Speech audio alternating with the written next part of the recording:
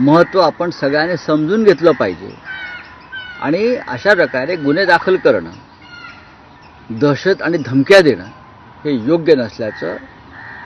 सर्वोच्च न्यायालयाने जे मत व्यक्त केलं आहे ते महाराष्ट्राच्या राज्यकर्त्यांनी, खास करून राज्याच्या मुख्यमंत्र्यांनी, ज्यांनी कुणाल कामराला एकनाथ शिंदे यांची माफी मागा असा जो सल्ला दिलेला आहे कायद्याच्या पलीकडे जाऊन, आणि एकनाथ शिंदे यांच्या गुंडांनी कुणाल कामराच्या स्टुडिओवर जाऊन जो हल्ला केला, उद्ध्वस्त केला आणि त्याला ठार मारण्याची धमकी दिली, त्यांनी सर्वोच्च न्यायालयाचा हा निकाल काळजीपूर्वक नजरेखालून घातला पाहिजे. जर त्यांना न्यायाची बूज असेल तर या महाराष्ट्रामध्ये व्यक्ती स्वातंत्र्य आणि अभिव्यक्ती स्वातंत्र्य याचा जवळजवळ मुडदा पडलेला आहे आणि एक प्रकारे गुजरात पॅटर्न इथे राबवला जातो किंवा उत्तर प्रदेश पॅटर्न, योगींच्या राज्यातही तेच चाललेलं आहे,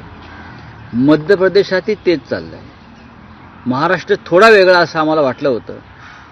पण देवेंद्र फडणवीस, एकनाथ शिंदे हे त्याच मार्गाने चाललेले आहेत आणि अजित पवारांचा मार्ग मला वेगळा दिसतो. अजित पवारांना हे सगळं मान्य दिसत नाही आहे,